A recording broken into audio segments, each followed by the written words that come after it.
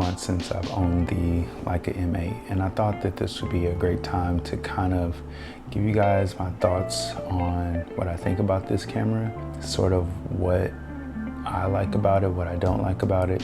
One thing that drew me into this camera originally was the CCD sensor. The fact that Kodak created this sensor and it was going to create this unique film-esque look was something that kind of lured me in beyond what I thought. I was lusting for a Leica M body since January of earlier this year. I kind of wanted one for Christmas and I didn't bite the bullet on anything, and as the year kind of went through, I really just had the desire to shoot with the Leica M rangefinder, and I tossed and turned between the Leica M2, the M4, the M6 if I wanted to kind of shell out a little bit more cash, which I was open to it. And all of a sudden, this Leica M8 found its way into the mix. I wasn't really expecting it. I kind of just put it to the side and kind of kept it as this wild card because I was kind of focused more on doing the film thing.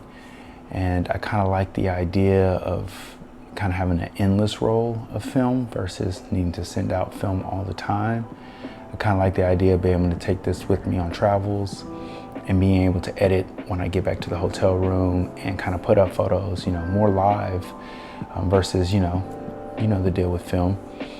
And this all kind of played a part into me biting the bullet with the Leica M8.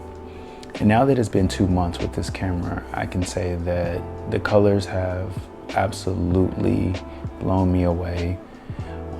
I didn't expect it to look so film, and it's not even so much as the colors, but almost a texture thing because of its limitations. The 10 megapixel APC crop sensor, the fact that you need to buy a UV IR cut filter to put on top of whatever lens you're using just to make sure that your blacks don't get wonky and that your greens don't go into this muddy yellowy green look, which, by the way, that did happen to me on the first trip when we went to Greece. I didn't have enough time to buy the UV IR cut filter, so I just went out there just with the 28 millimeter lens on it. And I did have a few images where I saw those results. But ultimately, these cons to this camera is kind of what brought me into it even more and was able to kind of treat it as a true film camera. So the lens that I chose for this M8 was the 28 f2 Ultron Voigtlander lens. And I gotta say, I have been really impressed by it. The sharpness of the lens is really impressive, and it gives the images sort of a lifelike feel to it that's hard to describe. The frame lines come out to about 35 millimeters once you add in the crop sensor. So I took that into account when I went with the 28 millimeter lens. The few cons that I must say about this camera that I can tell you in the few months of having it is the low light capabilities, that you just can't shoot in low light with this camera. It's just not gonna happen unless you're just completely fine with grain and you're gonna lean into that creatively and use it to your advantage.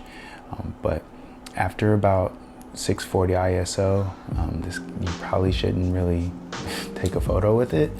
And one thing I've noticed is that I basically keep it ISO on 160 and just kind of leave it at that.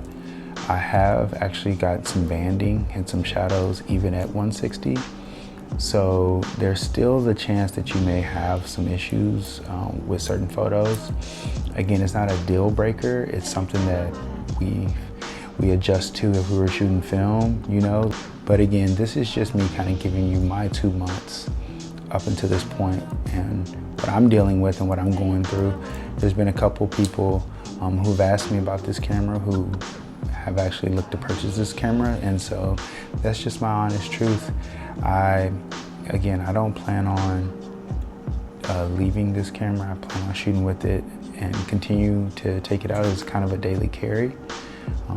Again, I continue to look at this M8 as if it was an M4 or an M2, but the difference is I'm putting in an SD card instead of a roll of film, but the results feel the same when I get those images in Lightroom and I'm doing nothing to them but adjusting auto balance. Gotta say, it's really impressive.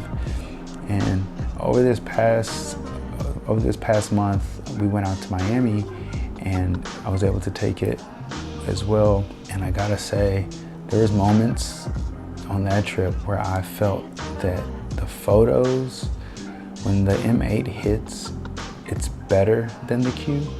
It's better than the CMOS sensor. It just has a quality to it that I can't describe it. It's really, really unique. Like I said, I don't plan on selling this camera, moving on from this camera. I plan on having this camera around for a very long time. So that's it for me this week. Hope you guys enjoyed the photos of the Leica M8 and what I've kind of gone through, the ups and downs over the last few months. I'll be checking back in periodically with this camera, and obviously there will be plenty of just walk around type of videos that I'll be doing with this camera, just to kind of give you guys more and more in-depth looks at what the photo quality really is with this camera. But that's it for now, guys. Like and subscribe if you enjoyed this video. I'll see you guys next week. Peace.